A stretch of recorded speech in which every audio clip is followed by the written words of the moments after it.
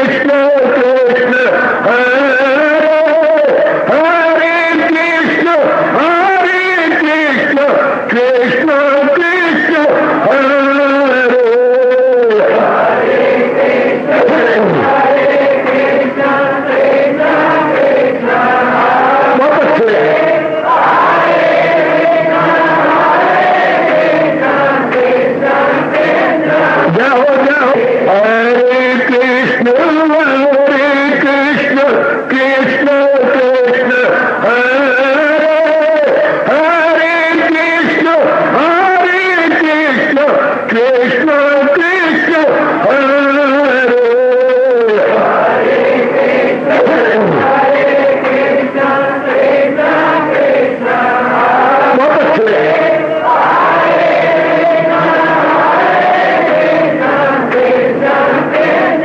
जाओ जाओ हरे कृष्ण कृष्ण कृष्ण हरे हरे कृष्ण कृष्ण कृष्ण हरे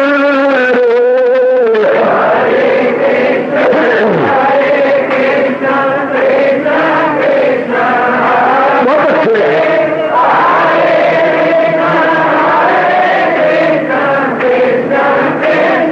जाओ जाओ हरे कृष्ण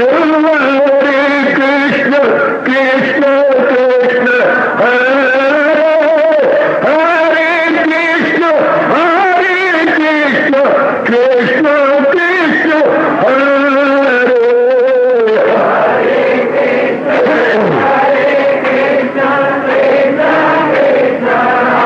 बहुत अच्छे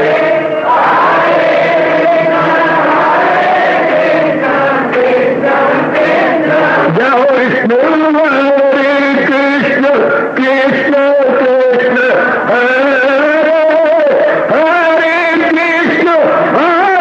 कृष्ण कृष्ण कृष्ण हरे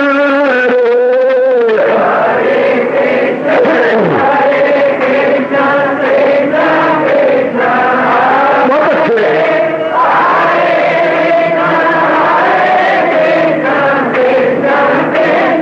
जाओ जाओ कृष्ण हरे कृष्ण कृष्ण हरे हरे कृष्ण कृष्ण कृष्ण हरे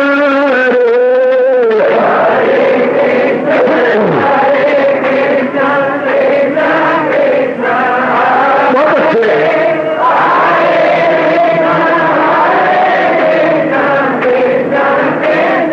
जाओ जाओ हरे कृष्ण कृष्ण हरे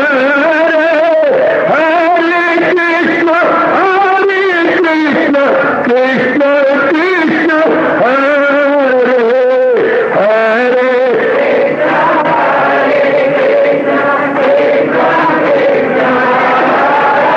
बहुत अच्छे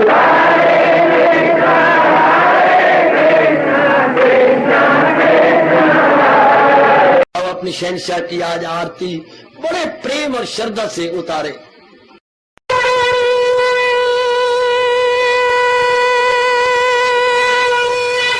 ओम जय जगदीश जय हरे स्वामी जय दीनानाथ हरे भगत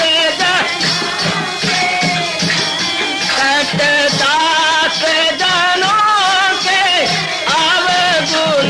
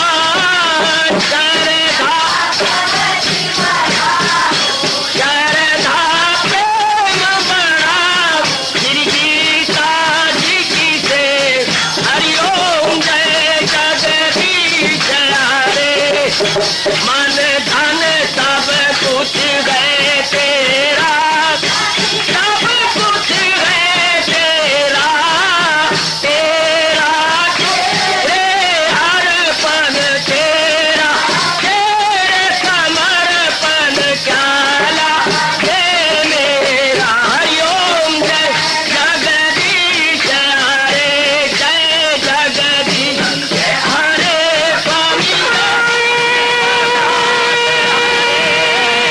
भगत जनों के संकट साधारी दूर कर। हरिओम जय जगदीश हरे, जय भगवद गीता, जय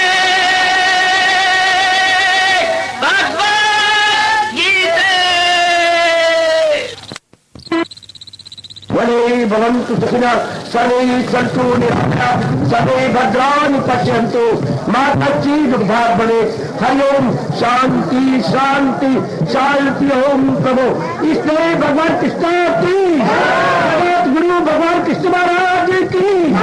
प्रभु नमो भगवते वासुदेव, प्रभु नमो भगवते वासुदेव, प्रभु नमो भगवते वासुदेव।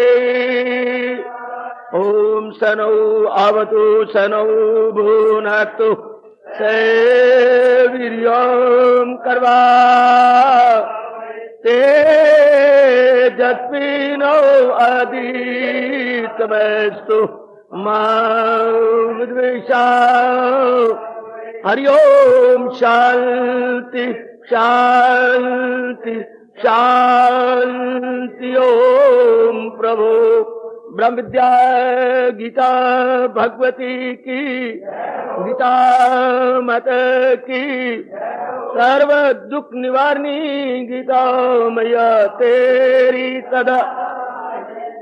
आदि अवतारी दाता भगवान कृष्ण की, मालिके कुल भगवान कृष्ण की, जगत गुरु भगवान कृष्ण महाराज की, भक्तों के शहंशाह भगवान कृष्ण की, गीता के लिखारी महर्षि वेदव्यास महाराज तेरी सदा ही जय। बैठे अकेला दो गरीब ईश्वर के गुण गाया कर, बैठे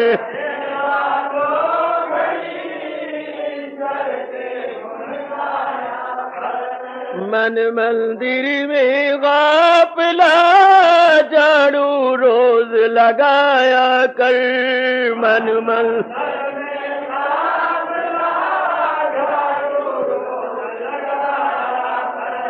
सोने में गैरन गुजारी दिन भर करता पाप रहा, सोने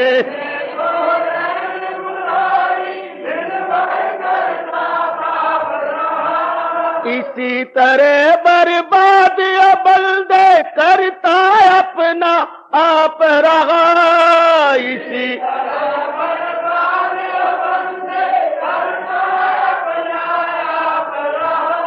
प्रात समय उठ नींद से सत्संग में तू आया कर, प्रात समय उठ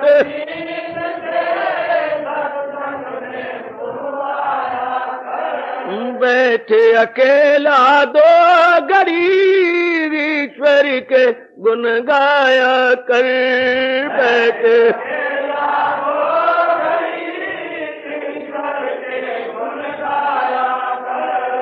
दे बैठे अकेला गो गरीब ईश्वर के गुण गाया कर, बैठे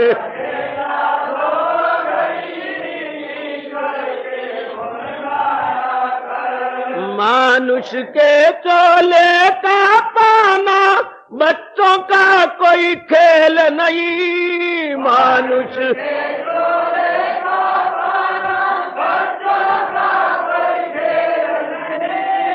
जन्म जन्म के शुभ कर्मों का होता जब तक मेल नहीं,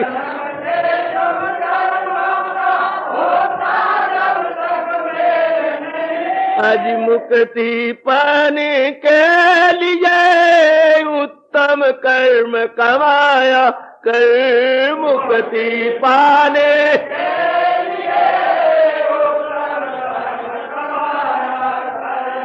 बैठे अकेला दो गरीब ईश्वर के गुण गाया कर, बैठे अकेला दो गरीब ईश्वर के गुण गाया कर, मन मंदिर में गाफिला झाड़ू रोज लगाया कर, मन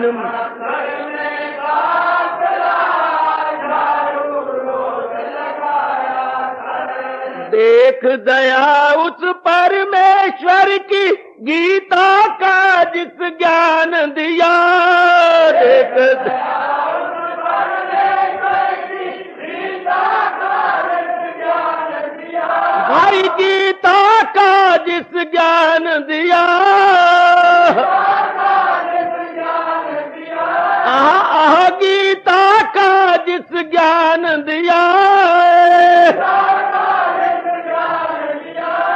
सोच विचार जरा तू मन में कितना है कल्याण किया, सोच विचार जरा तू मन में कितना है कल्याण किया, भाई कितना है कल्याण किया, गीता सुनने के लिए श्रद्धा को बढ़ाया कर, गीता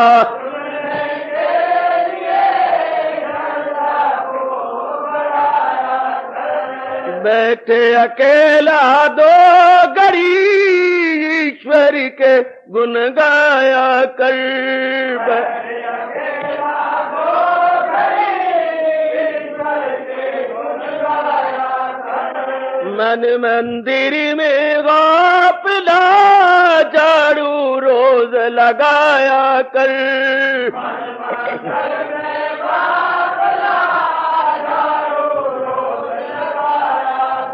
आज बैठे अकेला दो गरीब ईश्वर के गुण गाया कर, बैठे अकेला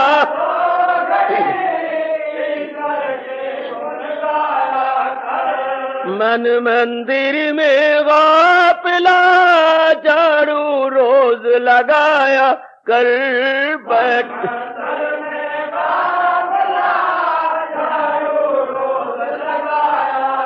प्रातः स्मरणीय भगवान कृष्ण की, प्रातः वंदनीय इष्ट देव भगवान कृष्ण की, श्री भगवान वाद भक्त हो करे ताल्लुक किसी से न नफरत से, मुझको मकसूद अपना ख्याल तो अर्जुन वो पा जाए मुझसे वसाल, मेरा भक्त हर काम मेरा ताल्लुक किसी से न नफरत से, करे मुझको मकसूद अपना तो अर्जुन वो पा जाए मुझसे वसाल। बड़भागिन उपस्थित गीता अनुयायी मंडली, माताओं, बेटियों, बुजुर्गों, उपस्थित नेक विचारशील भाइयों, अपने इष्ट भगवान जी की अपरंपार एवं असीम कृपा के फलस्वरूप हम इन दिनों इस प्रभात समय की सुंदर और पावन वेला में श्रद्धा, मान एवं बड़े सत्कार पूर्वक और वो भी बड़ी उत्सुकता एवं आतुरता दिखाते हुए श्रवण कर रहे गए भगवान जी की अत्यंत कल्याणकारिणी एवं मधुर वाणी श्री गीता जी। प्रभु प्रेरणा से हम लोग इन दिनों एक विशेष खोज में लग गए। महाराज जी के हर अध्याय में एक अत्यंत प्रसिद्ध श्लोक आचार्यों, गुरुओं एवं गीता रहस्यकारों द्वारा माना गया है। उनकी इस खोज का या उनके इस आविष्कार का हम लोग पूरा लाभ उठाने में लगे हुए हैं। कल हमने श्री गीता जी के पहले अध्याय के पहले श्लोक के 2 शब्दों पर विचार किया, धर्म क्षेत्रे कुरुक्षेत्रे।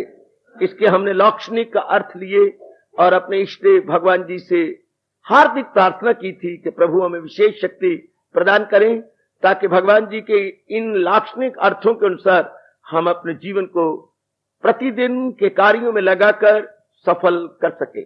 चलिए आज हम दूसरे अध्याय में प्रवेश कर रहे हैं और इसके अत्यंत महत्वपूर्ण एवं सार लिए हुए 71वें श्लोक को देख रहे हैं। 71वां श्लोक दूसरे अध्याय का अत्यंत प्रसिद्ध, अत्यंत सार रूप में माना गया है। मैं जरूर प्रार्थना करूंगा प्रभु प्रेरणा से जितने भी हम श्लोक हर अध्याय का एक लेंगे, हम सबको कंठस्थ हो जाने चाहिए ताकि समय समय अनुसार हम उनका उच्चारण करते हुए न केवल अपने कंठ को बल्कि अपनी बुद्धि और मन को और साथ ही साथ अपने जीवन को सफल कर सके। यह है दूसरे अध्याय का 71वां श्लोक, लास्ट बट वन। बहुत ही गुणकारी, लाभकारी एवं उपादेय महाराज जी के मूल बोल हैं, विहाय कामान या सर्वान पुमान चरति निष्प्रिय निर्ममा निरहंकार सा शांतिम अधिगच्छति। अर्थात जो इंसान करे ख्वाहिशें दिल से दूर, हवस का न हो जिसके दिल में फतूर, न उसमें खुदी हो न हो मेर तेर, सकूं उसको हासिल दिल उसका से। हरिओम तत्, हरिओम तत् सत, हरिओम तत्। आइए रल मिलकर ऐसी सुंदर प्रभात वेला में विचार करें। महाराज जी ने कहा केवल मात्र वही खुश नसीब और बरभागन देवियां सदा रहने वाली शांति को प्राप्त कर सकेंगी। ये सुनकर बड़ा मन गदगद होता है कि शांति की तो हमें जन्म जन्मांतरों से तलाश है, शांति की तो हम खोज कर रहे हैं। कैसी शांति? शाश्वत शांति। कैसी शांति? ऐकांतिक शांति। ऐकांतिक जो हमेशा रहती है, दायम कायम शांति, चिरस्थायी शांति। ऐसी शांति भगवान कहते आ ओ नेक जीव, मैं तुझे बतलाऊं कि ऐसी शांति जो तू जन्मों से खोज रहा है वो कैसे प्राप्त हो सकेगी, जिसको हमने कई जन्मों तक सजनों और मेरी उपस्थित विचारशीला धार्मिक बेटियों नहीं प्राप्त किया। और मन बेताब है, मन में विशेष प्रकार की बेचैनी है कि कैसे मुझे चोटी की शांति मिले ताकि हमारी भटकन बंद हो जाए। याद रहे, जब तक हम ऐकांतिक एवं शाश्वत शांति को प्राप्त नहीं कर लेंगे तब तक हमारा मन भटकता रहेगा। यही मूल में भूल करता हुआ ये मिल जाए वो मिल जाए तब मेरा भविष्य बहुत ही उज्जवल और शांतमयी हो जाए। हो नहीं सकता। संसार के प्राणी पदार्थों को बटोरकर संसार के प्राणी पदार्थों का संग्रह करते हुए और उनका उपभोग करते हुए आज तक किसी को भी स्थायी शांति नहीं मिली। हाँ, थोड़े दिनों के लिए सुख जरूर मिला, सुख जो कि चंद दिन रहता है, शांति जो कि चिरस्थायी होती है, जो सदा सर्वदा के लिए जीव में रहती है, उसे हम शांति बोलते हैं। तो अब महाराज जी कृपा करने जा रहे हैं, हमारे सब पर बड़ी कृपा। ये भगवान की हमारे पर बहुत कृपा है जिसका पूरा कथन मेरी छोटी सी वाणी से हो ना पाएगा, क्योंकि उनकी कृपा असीम है, उनकी कृपा हमारे पर अथाह है, इसलिए कोई क्या उसका वर्णन भी क्या करे। तो आइएगा हम लोग विचार करें, स्थायी शांति किसको मिलेगी? भगवान ने कहा जो अपने अंतःकरण को इस तरह बना लेगा। अधिक इस तरह लो मेरी माताओं बेटियों, बुजुर्गों और मेरे उपस्थित नेक भाइयों, हम लोग गंभीरता पूर्वक ऐसी सुंदर वेला में बैठे हुए विचार करें। किसको, किस खुश नसीब को, किस बड़भागन देवी को सदा रहने वाली शांति प्राप्त होगी? भगवान ने कहा विहाय कामान या सर्वान, जो सब प्रकार की कामनाओं को सदा सर्वदा के लिए छोड़ देगा। विहाय कामान या सर्वान पुमान चौरती निस्प्रिया, सब प्रकार की कामनाओं को, सर्वान शब्द लगा दिया, सब प्रकार की कामनाओं को जो छोड़ देगा। एक बार तो आप सुनकर के हैरान रह जाती हैं, हम गृहस्थ आश्रम में रहने वाले जीव सब प्रकार की कामनाओं को छोड़ देंगे, क्या यह संभव होगा? विचार कीजिएगा। अभी तो बेशक आप हैरानगी में रहिए, पर भगवान इसको बड़ा स्पष्ट कर रहे हैं। सब प्रकार की कामनाएं हमने की क्यों? शांति के लिए, आराम के लिए, जीवन के 4 दिन सुख चैन से काटने के लिए। लेकिन क्या परिणाम हुआ? इसके उलट बिल्कुल भी शांति, आराम और चैन या करार नसीबा में नहीं आया, बल्कि इसके उलट बेचैनी और बेकरारी जो हम बिल्कुल कतई नहीं चाहते थे, उसी के साथ हमें 2-4 होना पड़ा। अब भगवान मेरी माताओं, बेटियों, बुजुर्गों और मेरे उपस्थित भाइयों स्पष्ट कर रही है, क्या कामनाओं से मन उपराम कर ले। जिन कामनाओं के वश की बात नहीं तुझे सदा रहने वाली शांति देना, उन कामनाओं में फिर हम क्यों मरे? पीसे हुए को क्यों पीसे? जिन कामनाओं को बार बार पूरा करते हमने अनुभव कर लिया कि इन कामनाओं से स्थायी शांति नहीं मिलती, थोड़ी देर के लिए या कुछ दिनों की शांति सुख मिल जाता, लेकिन हमारे मन को तो तलाश है ऐसा सुख जो कभी दुख के दिन न देखे, ऐसी शांति जो कभी भी अशांति में परिवर्तित ना हो। ऐसी शांति हमारा मन चाहता है जो उत्तरों उत्तर बढ़ती जाए, चंद्रमा की कलाओं के समान। जैसे चंद्रमा की कला उत्तरों उत्तर बढ़ती जाती है, द्वितीय है, तृतीय है, चतुर्थी है, पंचमी है, षष्ठी है, जो 2 दिन आएगा चंद्रमा की कला पूर्णिमा तक बढ़ती जाएंगी। इस तरह हम भी चाहती हैं जो दिन हमारे जीवन में आए चंद्रमा की कलाओं के अनुसार और भी शांति को बढ़ाने वाला सिद्ध हो। हर नया दिन हमारी उमंग है, हर नया दिन, हर आने वाली नई प्रभात हमारी शांति को बढ़ाने में सिद्ध हो, हमारी शांति को उन्नति देने में सिद्ध हो। हम यही चाहती हैं, हर प्रभात मंगल प्रभात सिद्ध हो, हर प्रभात मंगल प्रभात सिद्ध हो, यानी हमारी कल्याण करने वाली, हमारी शिव करने वाली, हमारी बेहतरी करने वाली सिद्ध हो। अति सुंदर। तो भगवान ने कहा, आप देख तो लिया हमने कितनी शरीर संबंधी कामनाएं की, हमने मानसिक संबंधी कामनाएं की, हमने परिवार संबंधी कामनाएं की, हमने समाज संबंधी कामनाएं की, हमने जो है स्वर्ग संबंधी कामनाएं की, देवताओं संबंधी कामनाएं की। कामना को एक प्रकार की थोड़ी होती है, कामनाएं नाना प्रकार की हैं, इस लोक की भी परलोक की भी। हमने कई प्रकार की लोगों को कहने पर या लोगों की देखा देखी कामनाएं की और जी खोल के की, और उनका पूरा करने के लिए भी अपने सारे साधनों जुटाते हुए एड़ी चोटी का जोर मारा।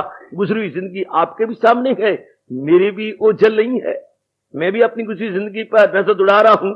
हमने कोई कसर नहीं छोड़ी, जितने साधन, जितनी समर्थता भगवान ने हमें प्रदान की थी, उस समर्था और शक्ति को लेते हुए हमने कामना को पूरा करने के लिए भरसक चेष्टा की। लेकिन परिणाम हर बार 3 काने पड़े, फौ बारत हुए नहीं। भले मन ये सब बागियां दिखाता रहा, अब की बार ये कामना पूरी हुई, 12 होंगे, लेकिन हुआ इसके उलट। हमेशा ही 3 काने, हमेशा ही हमारी भावना के उलट होता रहा, अर्थात न चाहने पर भी नाना प्रकार के दुख, क्लेश, मुसीबतें और कठिनाइयां हमारे दरपेश रही। हम कहती थी कि अब ये पावना पूरी होगी, अब तो हम शांति से जिएंगे, लेकिन ऐसी बात बनी नहीं। तो अब भगवान कह रही हैं, अब भी कोई और कसर है आजमाने की?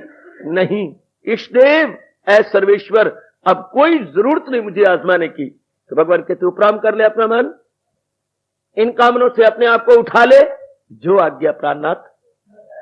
हमारे सताई भगवान कृष्ण फरमा रहे हैं सजनों और मेरी उपस्थित धार्मिक माता और बेटियों कि आप सब प्रकार की कामनाओं से अपने आप को उठा ले, शरीर संबंधी, मन संबंधी, परिवार संबंधी, समाज संबंधी इत्यादि, इन सब पर किस लिए भगवान लगाए? सर्वान, बहुवचन लगाए मेरे सजनों भगवान ने।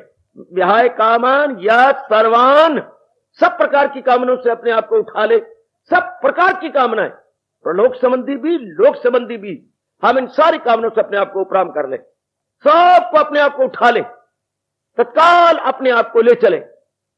कभी आप घर में देखें, हमारे घर में और विशेषकर आपके इस सत्संग भवन में नाना प्रकार के बिजली के पॉइंट लगे हुए हैं। हाँ, अगर हम सिर्फ मंदिर के पॉइंटों को जलाएं और बाकी सब पॉइंटों को बंद कर दें तो रोशनी एकदम बढ़ जाती है, वोल्टेज बढ़ जाती है। वोल्टेज के बढ़ जाने से आपका रोशनी भी बढ़ जाती है, क्योंकि सब प्रकार के पॉइंट जला देने से वो वोल्टेज कम हो जाएगी और रोशनी जो बंटवारे में हमें आनी चाहिए उतनी आएगी, यानी मध्यम रोशनी आएगी। और अगर एक तरफ से बंद कर दिए जाए और सिर्फ मंदिर की रोशनी जलाएं तो बड़ी शानदार रोशनी होती है, वोल्टेज बराबर मिल जाती है मंदिर के पॉइंट्स को। इसी तरह जब हम सही रूप में समझ जाते हैं कि इन तेलों में अड़िया तेल नहीं हो, इनमें तेरी यथार्थ शांति है ही नहीं, तो हमारा मन उपराम हो जाता है। जिनके लिए ललायत हुआ करता था, जिन कामनाओं को पूरा करने के लिए मन में बड़ी भारी उत्कंठा थी, अब नहीं रहती, तो फिर क्या होगा? मन में एक विशेष प्रकार की शक्ति बढ़ने लगती है, मन केंद्रीभूत हो जाता है, एक विशेष प्रकार का हर्षो उल्लास हमारे मन में बढ़ जाता है। तो फिर इन सारी कामनाओं को हमने दूर कर दिया तो फिर मन तो कहीं ना कहीं टिकेगा, ऐसी तो हो नहीं सकता। साथ ही साथ पहले जैसे हजूर ने बताया, ये सारी कामनाएं कब छूटेंगी? दृष्टांत देते हुए हमारे महापुरुष कहते हैं, यूं तो कहने से तो कामना छूटेंगे नहीं, भली भगवान ने कह दिया या किसी भगवान के प्यारे ने कह दिया या कोई महात्मा जी आए, कोई तत्ववेता यहां पर आया और उसने कह दिया, यूं तो काम नहीं छूटेंगी। छोटे से बच्चे के हाथ में खिलौना होता है, अब आप कहती हैं खिलौना टूटा हुआ है, अगर इसका सिरा बच्चे को बुल पर या इसके कंठ पर, इसके हाथों पर लग गया तो हाय खून निकलेगा, इसकी जो होंठ है वो जख्मी हो जाएंगे। अब छुड़वाती है, बच्चा नहीं छोड़ता। अब थप्पड़ मारना चाहते, ये तरीका बिल्कुल गलत है। अब आप झाड़ के छोड़ना चाहते, ये तरीका भी गलत है। हमारे वहां पूछ कहते तुम क्या करना चाहते हो? बच्चे के हाथ से ना ये खिलौना छुड़वाना चाहते हैं, खिलौना टूट गया है और ये लोहे का बना हुआ, इसका सिरा निकल रहा है, कहीं भी बच्चे को लग सकता है और बच्चे को जख्म हो जाएगा। ठीक, तो बड़ा अच्छा तरीका है, बहुत अच्छा तरीका है। जाओ, बच्चे को बड़ा शौक है खाने का, ले आई बर्फी अपने अंदर से 2 टुकड़ियां आप लाए, बेटे बेटे ये देखो, क्या क्या क्या पिताजी क्या? बर्फी के टुकड़े लो। बच्चा पहले हाथ में से छनकड़ा गिरा देगा और आपकी बर्फी को पकड़ लेगा। देखा आपने? ओह, मुझे कुछ भी नहीं करना पड़ा, जाना नहीं पड़ा, अपनी तबीयत को एबनॉर्मल नहीं करना पड़ा और मेरी बात बन गई। इसी प्रकार जीव कहती हैं, जो भगवान ने कहा है गीता जी के कायमुल अक्ल या स्थित प्रज्ञ के लक्षणों में, क्या कहा है? क्या? शांति का एकमात्र स्थान भगवान जी है। आप भूल गए? जब अर्जुन ने प्रश्न किया था, प्रभु जो स्थित प्रज्ञ होते हैं या कायमुल अक्ल होती हैं, वो क्या बूदोबाश, उनका कैसा सुखन? तो भगवान ने छूटते हुए उसी श्लोक में कहा था, जो इंसान करे ख्वाहिशें दिल से दूर, ये कहा तो कहा भगवान बोले जो हो मैं विजात, जो मन से करे दूर सब ख्वाहिशात। अब जवाब दे रही है, रहे जिसका दिल रूह से मुतमयन, उसी फर्द को कायम उलक लगे। ये हमारे सरताज ने अपने मुख से कहा, बड़े प्रेम से बताया, आत्मनीय आत्मना तुष्टा स्थित प्रज्ञा तदा उच्चते। जब जीव को समझ आ जाती है कि सदा रहने वाली शांति मेरी परमात्मा के पास है, परमात्मा की मनापली है शांति, परमात्मा और शांति दो नहीं एक ही है। 100 पैसा कहा या 1 रुपया कहा, मतलब एक ही है, क्योंकि 100 पैसे 1 रुपए की होती है और 1 रुपया 100 पैसे रखता है। 1 रुपया 100 पैसे अपने में रखता है, 100 पैसे इसलिए 1 रुपया होती है। भगवान शांति स्वरूप है या शांति स्वरूप भगवान है, एक ही बात है, कहने का ढंग अलग अलग है, वरना बात एक ही है। जब हमारी बुद्धि में यह था कि जिसकी मुझे तलाश है वो मेरे प्रभु के पास है और प्रभु मेरे अंतर्यामी है, ये बात समा जाए, सिर्फ कानों द्वारा बुद्धि में न बैठी रहे और वहीं जंग न लग जाए, बल्कि ये मन में उतर आए, बस उसी सुंदर और दिव्य घड़ी में हमारा मन वासना और कामनाओं से उपराम हो जाएगा, बिल्कुल वैरागी हो जाएगा कामनाओं से। जब ये पता लगा जिसकी मुझे तलाश है वो मेरे प्रभु के पास है और प्रभु मेरे अंतर्यामी है, इसे बोलते अंतर्मुखी। जो वृत्ति इंद्रियों के द्वारा बाहर जा रही थी, सुंदर सुंदर रूप देखना चाहती थी, सुंदर सुंदर कपड़ों में शांति ढूंढना चाहती थी, सुंदर सुंदर नजारों में शांति ढूंढना चाहती थी, अब बिल्कुल भी नहीं। गंदे मंदे गानों के गीतों में बैठकर मन खुशी की तलाश करता था, अब कदापि नहीं। इस तरह बाकी अंगों के विषयों में मन जा रहा था, यानी वर्ल्डली ऑब्जेक्ट्स में मन जाकर अपनी शांति को ढूंढना चाहता था और ढूंढता रहा, हर बार मुंह की खाई। अब मन इन अंगों का दुरुपयोग न करते हुए या इन अंगों में चोरों की तरह बैठकर, लुटेरों की तरह बैठकर वो अपने मतलब नहीं सीधा करेगा, बल्कि अब उपराम हो जाएगा। इन सबसे उपराम जब ये बात बैठ गई, आत्मीय व आत्मना तुष्टा रहे जिसका दिल रूह से मुतमय्यन, जिससे मुतमय्यन, जो मुतमय्यन हो रहा है, जो संतुष्ट और तुष्ट हो रहा है अपने में से। नेक जीवो, इस बात को पकड़ लो। नेक माताओं, पहले भी आपने बहुत सुना है, पर अब प्रसंग अनुसार, प्रकरण अनुसार इस बात को जरूर पकड़ लीजिएगा कि आत्मीय व आत्मना तुष्टा, अपने आप में जो संतुष्ट है, यानी शांति अपने में मिलनी है, बाहर नहीं। बाहर तो हमने अपने फराइज पूरे करने हैं, जो हमारे कर्तव्य कर्म है वो हम जरूर पूरा करेंगे, लेकिन ये समझते हुए इनमें कुछ शांति नहीं, ये तो मुझे पूरा करने हैं, बस ये तो मुझे बजा लाने हैं, बस इतना ही है। मैं ये इसमें आस रखूं कि मुझे सुख मिलेंगे, नहीं, ये मेरे कई जन्मों के ऋण हैं जो मैंने चुका देने हैं। ये मेरी माता जी है, मैं बोलूंगा माता जी, लेकिन कोई मेरा ऋण है, इस रूप में मेरा ऋण, पिताजी इस रूप में मेरा ऋण, ये मेरी बहन इस रूप में मेरा ऋण, ये मेरे भैया इस रूप में मेरा ऋण, ये मेरे बाकी रिश्तेदार इन रूपों में मेरे ऋण हैं जो मैंने भगवान के नाम पर चुका देने हैं। अब जो चुका देंगे तो हमारा मन हल्का हो जाएगा और अंतर्मुखी होने लग जाएगा। आहा, तेरे सिर पर जो फर्ज है वो फर्ज एक कर्ज है। हजूर ने कहा हम कभी भुलाएंगे नहीं। जो भी हमारे सामाजिक फर्ज हैं ये कर्ज है। ये हिंदू धर्म की चोटी की सूझबूझ है। किसी भी संप्रदाय वाले ने इस बात को नहीं खोजा कि जो फर्ज हैं वो एक कर्ज है। इनको अब भगवान के नाम पर देवियों और मेरे अच्छे बच्चों और मेरे बेटों जरूर हमने बजा लाना है। इनको हमने पूरा करना, लेकिन भगवान के नाम पर। कर्तव्य हमारे ऋण की तरह हैं, इनको हम पूरा करेंगे लेकिन भगवान के नाम पर। उनसे शक्ति लेकर इनको पूरा करते चल जाएंगे। तो मन में ये रखेंगे कि शांति का घर परमात्मा है, तब केवल मात्र तब हमारा मन कामनाओं से उपराम हो जाएगा, कामनाओं से उब जाएगा। तब मेरे प्रभु जो ये इस श्लोक में शर्त लगा रहे हैं, विहाय कामान या सर्वान, सब प्रकार की कामनाओं को छोड़ दे। छोड़ी ना गई, छूट गई। बच्चे ने खिलौना छोड़ दिया, अच्छी चीज को देखकर, मीठी चीज को देखकर छोड़ दिया। इसी तरह इन कामनाओं को नगण्य समझकर, हेच समझकर छोड़ देगा मन, जिसके अंदर यह समा गई कि भगवान में ही मेरा कल्याण है और भगवान से ही मुझे सदा रहने वाली शांति मिलनी है। बस छोड़ गया।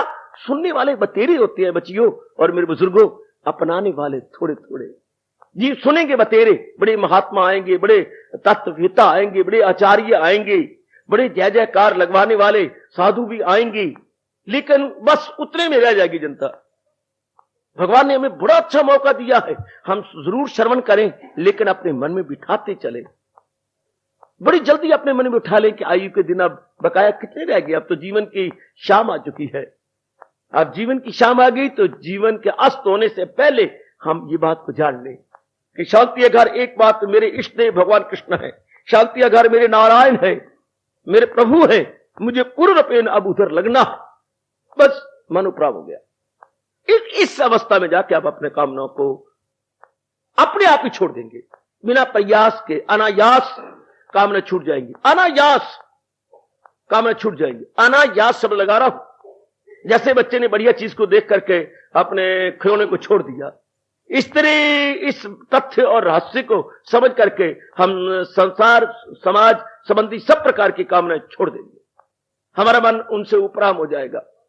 जब शर्त लगा रहे हैं हमारे प्रभु, विहाय कामान या सर्वान, जो इंसा करे ख्वाहिशें दिल से दूर की नहीं जाएंगी, हो जाएंगी। इनमें शब्द लगा रहा हूं अनायास, अपनी आप ही खामखाही संसार संबंधी कामनाएं गई। जैसे कि कहीं जख्म हो गया हो, हाँ, तो उसके ऊपर मांस विशेष प्रकार का चढ़ा होता है, लेकिन जब नीचे से नया मांस जाता है तो ऊपरला मांस पपड़ी बन के खामखाई उतर जाता है, हमें उतारना नहीं पड़ता। आपने कई बार देखा है, जख्म के नीचे जब नया मांस आ जाता है तो ऊपर वाला मांस उखड़ने लग जाता है, उसे आप पपड़ी बोलते हैं। पपड़ी बनी, धीरे करके वो उतर गई, नीचे डैम आसा हुआ है। जब ये हमें नई सूझबूझ भगवान की ओर से आ जाएगी मन के अंदर, शांति जिसकी मुझे तलाश है वो मेरे इष्ट देव के पास है, तो पुरानी कामनाएं पपड़ी बन जाएंगी, अर्थात वो मन में गहरी जो उतरी हुई थी वो ऊपर आ जाएंगी, जो नीचे गई थी ऊपर आ जाएंगी और धीरे धीरे करके हट जाएंगी। कभी आपने चाशनी देखी होगी बनती, या माताओं ने बेटियों ने तो अपने प्रसाद के लिए खुद बनाई है। क्या? पानी में डाली खांड और उसको आंच के ऊपर रख दिया, आंच जरा ज्यादा जोश में कर दी, यानी आग ज्यादा तीव्र हुई, प्रचंड हो गई अग्नि। अब धीरे करते हुए वो पानी खोलने लगा, खोल करके जो खांड के मैल है वो ऊपर आने लगी।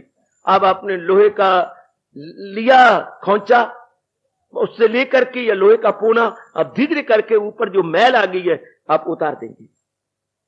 अब आपकी चाशनी पकने लग गई है, मैल उतार देंगे। इसी प्रकार जब हमें यथार्थ का पता लगता है, आपकी कसम मैं सच्चाई की बात बता रहा हूं, संसार संबंधी सब प्रकार की कामनाएं अंतःकरण पर मैल की तरह नजर आने लगती है, मैल की भांति गंध की तरह ऊपर आ जाएंगी, जिन्हें आप क्या वैराग के पोने से उतार देंगे, विचार के पोने से उतार देंगे। देखिए मैं क्या बोलता जा रहा हूं, विचार के पोने से, वैराग के पोने से आप ऊपर की जो मिट्याली कामनाएं हैं, ऊपर की जो व्यर्थ की कामनाएं थी, अब हमने समझा व्यर्थ की कामनाएं। पहले तो हम इन्हें सार्थक समझते थे, अब हम निरर्थक समझने लगे। पहले हम सार्थक समझते थे, अब निरर्थक। पहले हम इन्हें मूल्यवान समझते थे, ये कामनाएं बड़ी मूल्यवान है, वेरी वेरी वैल्यूएबल, और अब हमने कहा गुड फॉर नथिंग। हमने इनको आजमाया और इनमें तथ्य नहीं पाया, इनमें शांति नहीं पाई। हमने कहा कुछ नहीं, ये तो प्याज के छिलकों की तरह गए।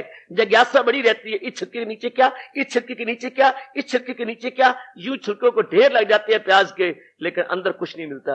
अच्छा ये कामना पूरी कर लूं, इससे मुझे ये मिलेगा, इससे मुझे ये मिलेगा, कामनाओं का ढेर लगा दिया, लेकिन क्या मिलना था?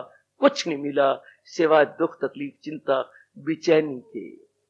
और आप तलियां मलते हुए, हाँ कफे जो है कफे दस्त मलते हुए या तलियां मलते हुए, अब हमें कहना पड़ता है क्या? मर्ज बढ़ता गया, जूजू दवा की, जूजू मैंने कामनाएं पूरी की, उल्टा मेरा दुख, मेरा क्लेश बढ़ता चला गया।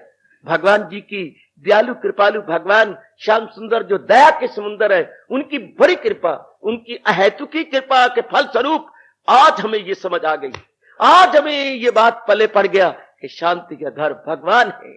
आत्मी एव आत्मना तुष्टा रहे जिसका दिल रूह से मुतमयन, जिसने ये बिठा लिया वो ये अवस्था बना लेगा, विहाय कामान या सर्व, सब प्रकार की कामनाएं उसके हृदय में से निकल जाएगी।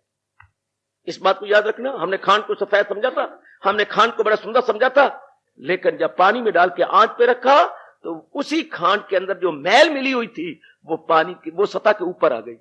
उसी खांड में जो मैल छिपी हुई थी, अब आंच पे रखने से, पानी में मिलाने से मिट्याला अंश अब छिप न सका, मिट्याला अंश अब छिप न सका।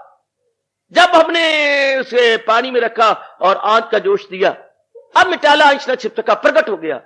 पहले बहुधा कामनाएं, दुखदाई कामनाएं हमें अपने अंदर जो मालूम होती थी, हाँ अब वो अपने आप को छिपा न सकी, अपने असली रूप में प्रकट हो गई, अपने असली रूप में प्रकट हो गई। किसी का वो मैं क्या समझ रहा था, इसी को तो मूल में भूल कहती है, इसी को तो अज्ञानता कहती है, कि जिसमें सरासर दुख है। हाँ अज्ञानता से, पर्दाए जहालत से इंसान को सुखदायी समझता है, दुखदायी को सुखदायी, इसी को कहती है पर्दाए जहालत, इसी को कहती है अविद्या, इसी को कहती है अज्ञानता, इसी को कहती है इग्नोरेंस, ड्यू टू इग्नोरेंस। ये क्या हो रहा है? भगवान को भी कहना पड़ा, जहालत उर्फा पे छाई हुई तो दुनिया है चक्कर में आई। अब नहीं हमने चक्कर में आना, अब भगवान ने यथार्थ का ज्ञान हमें करवा दिया, हमें समझाए जा रही है कि तू किन में ढूंढ रहा है, इनमें नहीं बल्कि मालिक के कुल की जात में। लो मेरी उपस्थित माता बेटियों, बुजुर्गों और भाइयों, वासना कामनाएं अब जाने लगी, अब वासना कामनाएं भागने लगी, अब नहीं वो टिक सकती। अब वो गई तब तक थी जब तक इनकी वास्तविकता को नहीं जाना, जब इनकी वास्तविकता को जान लिया, अब नहीं वो टिकेंगी, अब नहीं वो ठहरेंगी, बिल्कुल भी नहीं, किसी कीमत पर भी नहीं। जैसे कि बापुश कह गए, चलो माना 4, 5, 6 साल एक कमरा नहीं खुला, पुलिस ने जो है सील किया हुआ था किसी कारणवश, लेकिन जब मुकदमा आपके हक में हो गया और वो मकान और उसमें कई कमरे सारे कुछ आपको मिल गए और आप को मिला उस कमरे को खोलने के आ गया रात को, तो आप चाबियां ले आए और आपने खोला और उधर से आप अपने साथ लैंप जला के लाए, मोमबत्तियां जला के लाए, तो माना चाहे 5-6 साल उसमें अंधेरा था, लेकिन रोशनी के आने की देर थी। अंधेरे ने ये नहीं कहा 6 सालों में मैं रहा हूं, अब मैं नहीं निकलता, तत्काल सिर पे पैर रख करके भाग गया। इस तरह जन्म जन्मांतरों से जो अविद्या या ज्ञानता हमारे हृदय में होती है, भगवान के इस ज्ञान के मिल जाने के बाद ढूंढे जाने पर भी वो विद्या नहीं मिलती, सब कफूर हो जाती है सजनों। और मेरी अच्छी मतो बेटियों, सब की सब गई, तब तक थी जब तक के ज्ञान नहीं आया, तब तक थी अविद्या, तब तक अज्ञानता और बेचैनी और बेकरारी थी जब ज्ञान नहीं आया। ज्ञान आया और ये गया, ज्ञान आया और गया, ये फौरन चल जाएगा। जो ही ज्ञान प्राप्त होगा, जो ही ज्ञान प्राप्त होगा, ये जाएगा, ये ठहर नहीं सकता। ज्ञान को आना चाहिए और ये ठहरेगा नहीं, क्योंकि ज्ञान के ना होने के कारण से ही अज्ञानता, और अज्ञानता के कारण से हम नाना प्रकार की कामनाएं व्यर्थ में कर रहे थे। व्यर्थ की सिरदर्दी या इन बहुधा कामनाओं ने बेगार में हम लोगों को बदकिस्मती से पकड़ लिया। बेगार में आप पकड़े हुए थे। बेटी मैं क्या बोल रहा हूं प्रातःकाल, बेगार में इन गंदी गंदी कामनाओं में हमें पकड़ लिया था, हमें बर्बाद कर रही थी, खराब कर रही थी, सौजबागियां दिखा दिखा करके। लेकिन आखिर कब तक? भगवान की कृपा से असलियत की कली खुल गई, भांडा फूट गया और यथार्थता का हमें ज्ञान होने लगा। अब हमें असलियत का ज्ञान होने लगा कि ओ, जिसकी मुझे तलाश है वो मेरे प्रभु के पास है। फिर क्यों ना हम इबादत करेंगे, क्यों ना हम उपासना करेंगे, क्यों ना हम भक्ति करेंगे, क्यों ना हम भगवान का नाम लेंगे, क्यों ना दिन रात एक करते हुए हम महाराज जी की याद में अपने आप को लगा देंगे। कहां गई कामनाएं? ढूंढे जाने पर भी नहीं मिलेंगी। गई शरीर संबंधी, मन संबंधी, परिवार संबंधी, समाज संबंधी, सब की सब कफूर हो जाती है, सब की सब सदा सर्वदा के लिए, याद रखना थोड़ी दिनों के लिए नहीं, हमेशा के लिए निकल जाती है, सदा के लिए गई। इस अवस्था में जाकर, चूंकि भगवान ने सारा उपदेश दिया है, आखिर में आकर का समझ आई, अगर आई तो विहा कावन याद सर्वात, इन सब को छोड़ दे, इन सब से नाता तोड़ ले, छोड़ दे इन सबको, निकाल दे इनको। बस अगर सही समझ आ गई तो, बिल्कुल अगर सही समझ आई है तो इनको छोड़ दो। महापुरुष दृष्टांत देते हैं, किसी पाठशाला में विद्यार्थी अपने उच्च कोटि के आचार्य से शिक्षा प्राप्त करते थे। उसमें पुरुष भी थे और महिलाएं भी थी। चंद वर्ष लगातार पढ़ते रहे। जब समय आ गया, उनकी सारी शिक्षा संपूर्ण हो गई और महाराज जी से, अध्यापक जी से, आचार्य से आज्ञा लेने लगे वापस जाने की। तो सब महाराज जी ने आशीर्वाद दिया और वो महिलाएं और मेरे बच्चे सब के सब महाराज जी के श्री चरणों में सिर झुकाते हुए और आशीर्वाद लेके बाहर निकले। बाकी सब तो चले गए, लेकिन एक लड़की और लड़का ठहर गए बाहर। और लड़की ने कहा, मैं आपको नमस्कार कर रहा हूं। हाँ गोपाल नमस्कार। हम इकट्ठे अपने अध्यापक जी के पास पढ़ते रहे और वो भी 7-8 वर्ष। हाँ, तो क्या आप मुझे अपने अनुकूल पाते हैं? गोपाल ने उस लड़की को कहा, हाँ आप भद्र हैं, आप अच्छे खानदान के हैं, आप विश्वास पात्र हैं, ये मैंने कई वर्षों में देखा। तो क्या मैं आपके अनुकूल हूं? हाँ, मैं पूर्ण रूपेण विश्वास करती हूं आप मेरे अनुकूल हैं। तो बस मैंने इतना ही जानना था और कुछ नहीं। धन्यवाद, नमस्कार। अब चले गए। गोपाल ले आके घर में कहा। गोपाल की कुछ दिनों के बाद सर्विस लग गई। गोपाल कमाने के काबिल हो गया। ब्याह का प्रश्न एक जोर लेकर के उठा। गोपाल ने अपने माता पिता को राय दी, अगर आप ठीक समझे तो वो हमारे परिवार अनुकूल है। माँ बाप माने और उनके घर में गए और उनके पिता कहने लगे, अगर आप समझे कि हमारा बेटा आपके अनुकूल है, तो क्या आप हाँ करेंगे? फौरन लड़की के बाप ने कहा, बिल्कुल बिल्कुल बिल्कुल, मैं स्वीकार करता हूं और मैं बड़े अपने भाग्य समझूंगा कि आपने मुझे ये निमंत्रण दिया। तो बाद में जब उनका मिलाप हुआ मंगनी के दिन, तो पूछा गया, देख आप मंगनी होने वाली है विमला मेरी तेरे साथ, तो क्या परिवार को छोड़ देगी? बड़ी खुशी से, मुझे तो जाना ही है, इस घर को तो मुझे छोड़ना ही है, पर मुझे यह बड़ी खुशी है कि मेरे अनुकूल परिवार मिल रहा है जो मेरी कदर करेंगे और मुझे सुख देंगे। मैं छोड़ के चला जाऊंगी, अपने आप ही मैं अब छोड़ूंगी, अब जरूर, इसमें मुझे कोई इनकार नहीं। महापुरुष कहते इसी तरह लगातार के सत्संग सुनने से, लगातार के मनन करने से, जब हमारी मन रूपी गोपाल को पता लग जाता है, मन रूपी दूल्हे को पता लग जाता है कि इन कामनाओं, इस ज्ञान में और इस अभ्यास में मेरा कल्याण है, हाँ, तो वो मन जो नाना प्रकार की वासना कामनाओं में था, उस लड़की की तरह अपने आप ही उनसे ऊपर उठ जाता है। क्या मैंने इस परिवार को छोड़ना, और छोड़ने मेरा कल्याण है, मुझे छोड़ना ही है, अब छोड़ने मेरा कल्याण है, क्योंकि मेरे अनुकूल मुझे वर मिल रहा है, जहां मेरा भविष्य बहुत ही सुंदर और सुखदायी होगा। इसी तरह सत्संग सुनकर के सज्जनों और देवियों अपने मन में पक्का करना है कि जो भगवान ने हमें ज्ञान दिया है, इस ज्ञान को अपनाने में ही हमारा लोक बनेगा, परलोक बनेगा, आवागमन छुट्टी होगी, सदा रहने वाली शांति मिलेगी। तो हम पुरानी कामना वासना को यूं छोड़ देंगे जैसे हमारी बिटिया शादी की समय, हाँ, बाखुशी, हाँ, बड़ी खुशी के साथ घर को छोड़ के चली जाती है, क्योंकि उसके मन में समाया हुआ था कि आखिर तो मुझे ये घर छोड़ना ही है और मुझे कहीं बसना है। इसी तरह हमारा मन छोड़ देगा और भगवान के इन शब्दों को चरितार्थ कर देंगे। क्या? जो इंसान करे काय से दिल से दूर, जब इनसे निकाल देंगे, ये मेहनत नहीं मारी पड़ेगी, सिर्फ समझना है, जैसे कि भगवान ने हमें समझाया है दूसरे अध्याय के अंदर बड़े विस्तार से। इसलिए सारा समझाने के बाद आखिर में कहा, विहाय कामान या सर्वान, जैसे उस युवक ने कहा, क्या मैं आपके अनुकूल नहीं? कितने वर्षों के बाद कहा, क्यों नहीं? विमला ने उत्तर दिया था, आप मेरे बिल्कुल अनुकूल हैं, तो क्या आप मुझे स्वीकार करेंगी? अवश्य, मैं अपने माता पिता को यह राय दूंगी। इसी तरह शुभ वृत्ति कहती है मन को, क्या मैं आपके अनुकूल नहीं? क्यों नहीं? तो अशुभ वृत्ति छोड़ देती है और मन भगवान का प्यारा बन जाता है, प्रभु के चरणों में सदा के लिए अपने आप को डाल देता है। ये चर्चा चलती है अपने बच्चे गुडविल और बैडविल में, गुडविल और बैडविल में, शुभ में और अशुभ में, पाक वासना में और नापाक वासना में।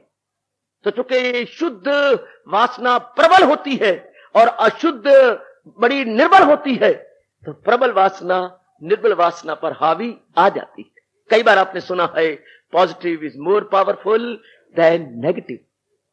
तो ये भगवान की कामना चूंकि तीव्र कामना है, ये कामना बड़ी तेज कामना है, उस संसार की कामनाओं पर हावी आ जाती है। जैसे कि आपका अपना तजर्बा दिन प्रतिदिन बढ़ता जा रहा है, होता जा रहा है, और मुझे देख देख के बड़ी प्रसन्नता होती है कि भगवान की वाणी आप पर कारगर साबित हो रही है।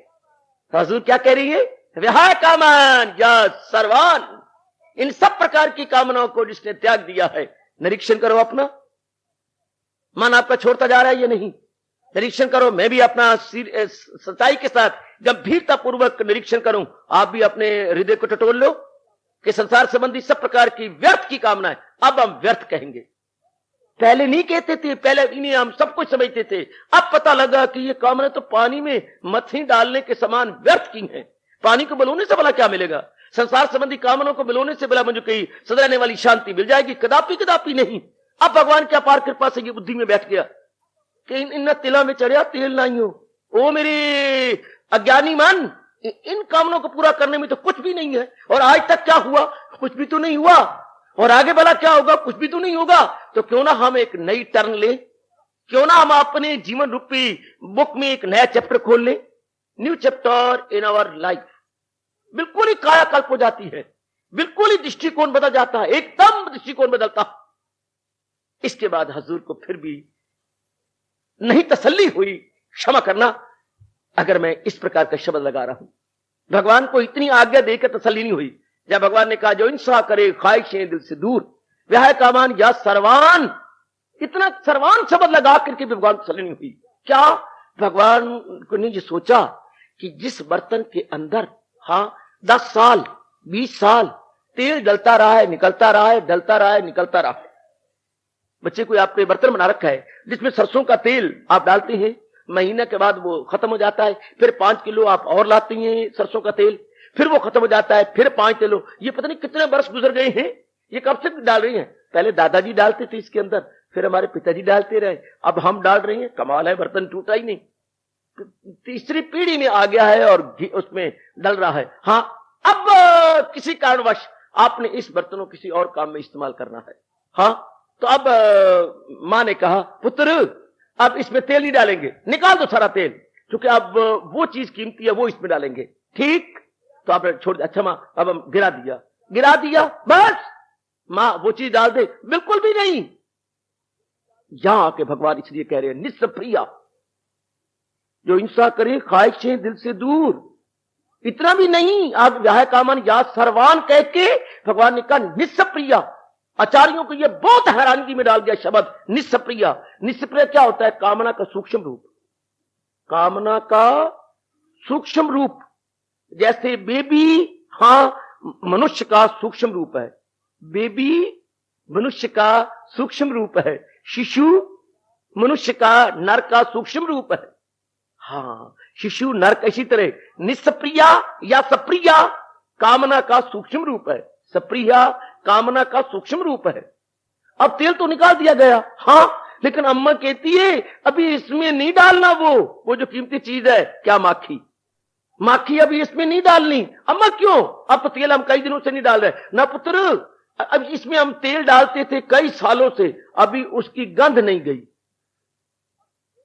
अम्मा गंध नहीं गई, देख ले जरा नाक लगा के। अम्मा गंध तो सरसों के तेल की आती है। बच्चा, जिसमें इतने साल हम तेल डालते रहे, भले ही आप तेल नहीं डाला कई दिन, लेकिन गंध तो उसके अंदर है। वो तो उसके एक एक पोर के अंदर, एक एक जर्रे जर्रे में उसकी गंध गई है। हम फिर क्या करें?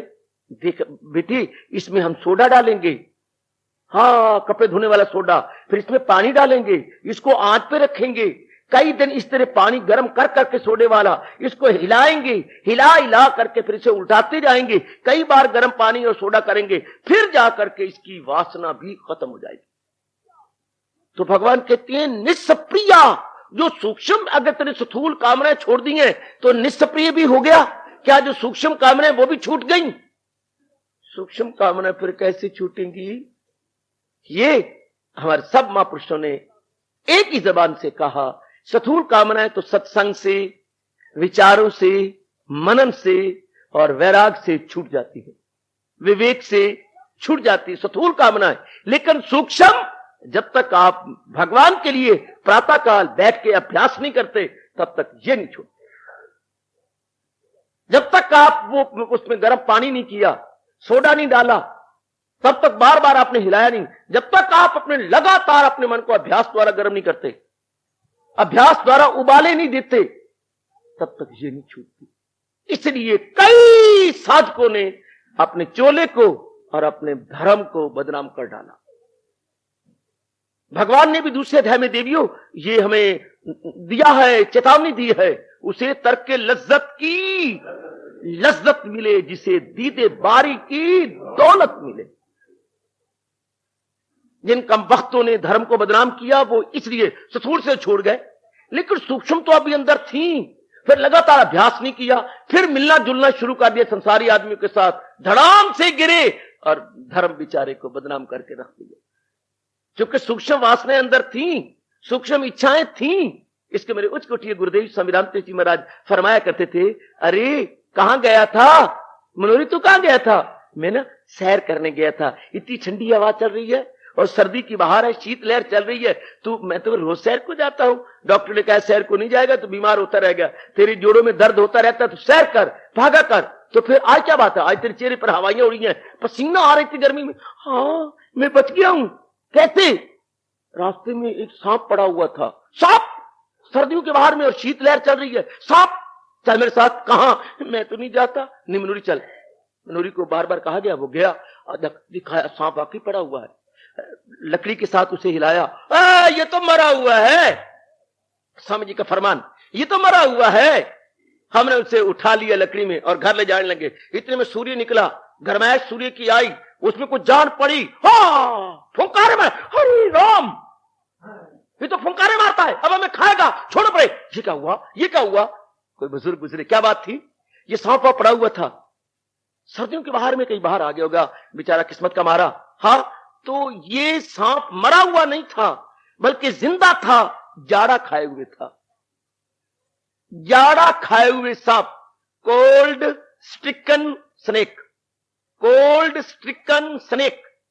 यह ऐसा सांप था जो जाड़े खाने से या जाड़ा लगने से मरे हुए समान था, क्योंकि भगवान ने यह ऐसा जीव बनाया जिसमें हड्डियां नहीं बनाई। यह बिना हड्डियों के जीव बना हुआ है, इसमें कोई हड्डी नहीं है, किसी प्रकार की कोई हड्डी नहीं, एक सिरे से लेकर दूसरे सिरे तक यह ऐसा जीव बना जिसमें हड्डी नहीं है। इसलिए ये ठंडी हवा नहीं बर्दाश्त करता और लू भी बर्दाश्त नहीं करता। अगर हड्डियां होती तो वो कुछ सहन कर सकता, लेकिन भगवान ने कहा एक मैं ऐसा भी जीव बना के अपने कर्तव्य को दिखाता रहूं जो बिना हड्डियों के है।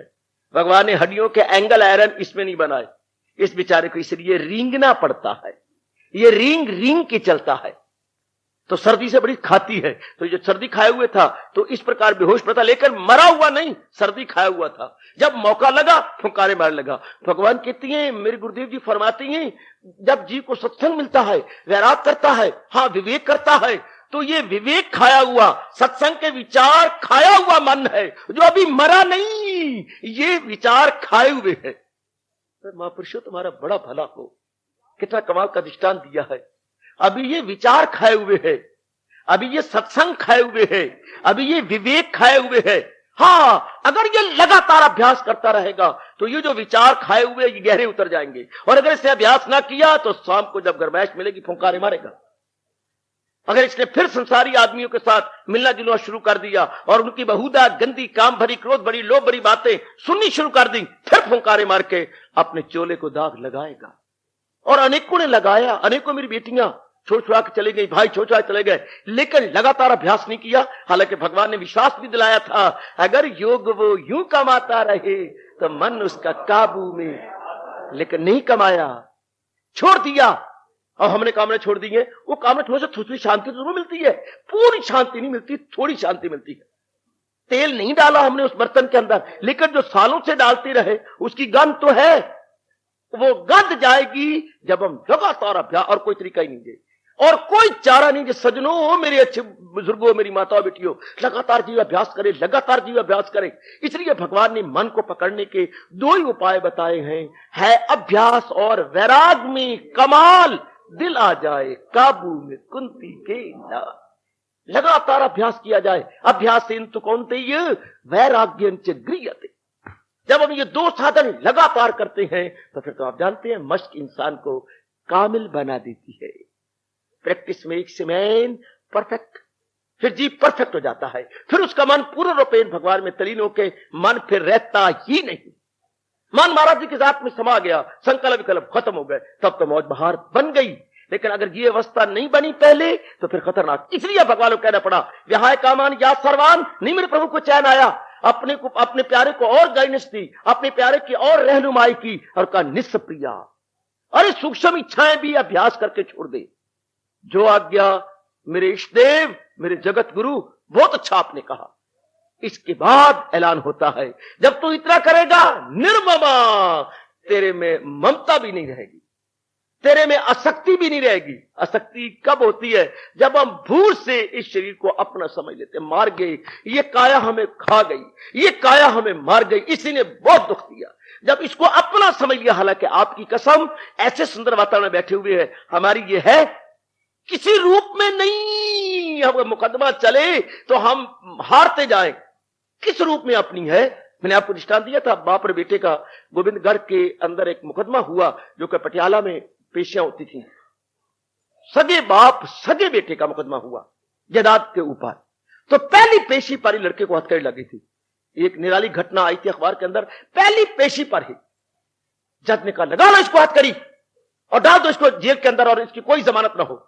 बाप ने ये कहा, पहली पेशी पर कोई वकील नहीं किया, ना कोई वकील ना कोई अलील, सीधी बात कही, जज साहब आपको मेरा आदर से नमस्कार, आप भी पिता हैं मैं भी पिता हूं, हाँ इसी पेशी पर खत्म कर दो, मुझे बड़ी शर्म आ रही है, ये मेरा बेटा मेरे अपने खून का बेटा है, गैर का नहीं, मेरा अपना बेटा है, मुझे बड़ी शर्म आती है, मैं बड़ी शर्म को रोक के आपके पास आया हूं। तो आप कहिए सरकार आपका बेटा है, मैं मानता हूं मेरा बेटा है, ये मेरा छोटा बेटा है, बड़ा बेटा मेरा और है। तो फिर इसने मुकदमा किया, मैं मानता हूं, मैं स्वीकार करता हूं, इसी पेशी पर तो सारा कुछ मैं देने को तैयार हूं, ये सब अपनी जबान से कह दे, क्या इसने एक पैसा भी कमा के जायदाद बनाई? सिर्फ एक पैसा इसने बनाया, एक लगाया, सिर्फ ये कह दे सब कुछ मैं वापस लेता हूं, मेरा कोई इसके खिलाफ नहीं। इसने कुछ किया? क्या इसने डक्का तोड़ा? क्या इसने खून पसीना एक किया? कोई ने एक पैसा कमाया, ये जितनी भी जायदाद बनाई, मैंने कारखाने बनाए, मैंने जायदाद बनाई, मैंने मकान बनाए, इसने कुछ किया? कुछ इसने अपना शेयर डाला है?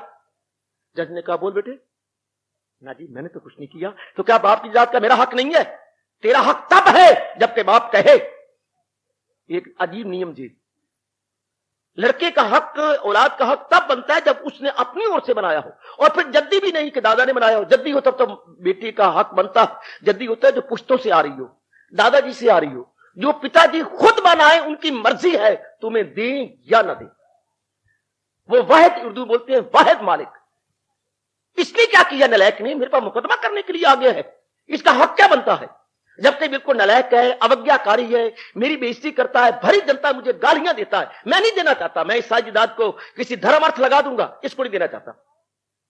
ये बात बोल, तूने कमाया नहीं, मुकदमा किस बात का, और तेरा हक क्या है? उस वक्त कड़ी लग गई, अंदर कर दिया, और कई दिन उन्होंने जमानत में ली लड़के को अंदर, हालांकि लाखोंपति लड़का था, अंदर पर रहे, अंदर जमानत न करो उसकी।